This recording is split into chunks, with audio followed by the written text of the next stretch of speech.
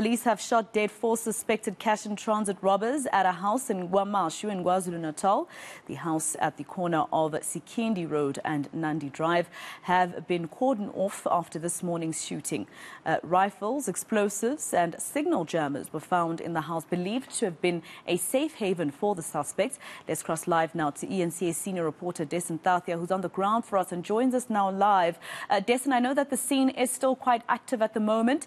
Can you just give us a quick update? Well, Maseko, you are right. The scene is still cordoned off here. In fact, this entire area in the vicinity has been cleared. Earlier, when we got here in the morning, it was quite packed. There were lots of bystanders, lots of cars, and police quickly worked to make sure that they were moved out of the vicinity. I suspect some of the reason for that was because among the items that were found in the home were explosives. There were also those high-caliber firearms that you mentioned that were inside. So just as a matter of safety, that's what took place. But in that time, since the morning, since the shooting actually happened in the early hours, just after 6 o'clock, or about 6:30 in fact, police have been working on the scene here. The forensics teams are also busy investigating. They've been in and out trying to collect certain clues from within that property, which appears to have been a hideout for the suspected cash and transit robbers. It's unclear how long exactly they've been here. As part of the investigations, police will also be looking at how they came to live in this house. Did they rent it from someone? Does it belong to anyone?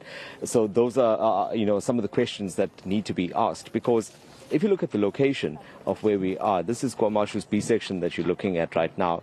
It's in quite a prominent location. It's at an intersection. It's on one of the main roads. It's really not hidden away at all. And one of the questions that police were asking is, did no one notice anything? Did they not see anything suspicious? Other items that were found on the premises were other vehicles that were there. There were number plates, which are believed to have been used on these cars as they committed some of these robberies. Some of those plates being from Limpopo, which also ties in with the fact that 2 of the deceased are also from Limpopo, in fact. This, I think, speaks to how widespread this crime is, or this network, or this criminal network is, because they are now also engaging with criminals from other parts of the country to do some of that work here. And for context, there have been a number of these cash and transit heists that have been taking place over the past few days. The latest of them being just last night, in fact, where one of those vans was blown up not far from where we're standing. It's believed that the criminals made off with some money. Another common thread here is that there are generally about 15 to 20 people at a time that are committing these crimes. And that, I think, also just gives you an idea that although 4 were shot dead here, there's still a lot more work that police need to do. And Dasen, in terms of the roads, perhaps, that people should try and avoid while police comb the scene, what roads are those? The road that you're seeing behind me now, this is Queen Nandi Drive.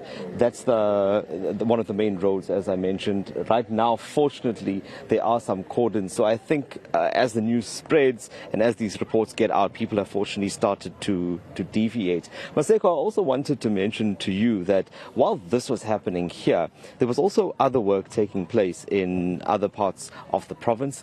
In fact, just after midnight, there was a cash and transit robber that was arrested on the KZN South Coast.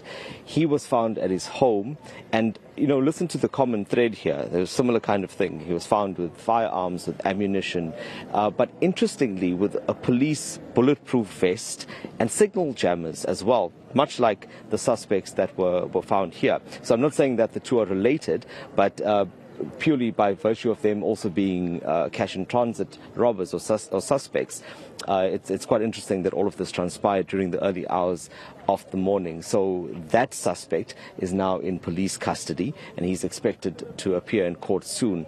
His case is a little more clear-cut, a little more direct. He's linked to a cash and transit robbery that took place in May this year on the N2 as well. Also something else to pay attention to, I guess, as we start telling these stories, is that they're becoming more and more brazen in public places, on the national roads, not hidden away in back roads anymore. These are criminals that are really making a point and showing that they will try to take that money wherever they see fit.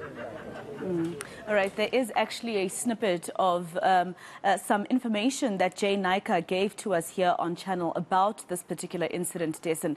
Let's just listen to what he said. The crime scene is very active. I see the explosive unit has just arrived. We're busy removing the explosives. Our crime scene experts have also arrived now so that they can comb through the scene. Definitely we will find a lot of exhibits linking these guys to other crime scenes and linking them to other people that might be part of this bigger group that's been responsible for cash in transit robberies. As I indicated earlier on, our job is still not done. We still got a lot of work ahead of us, and we are very confident that the team will be able to make a breakthrough in terms of the outstanding suspects. All right, Dasen Thathiah live for us on that active scene. Let's leave it there for now.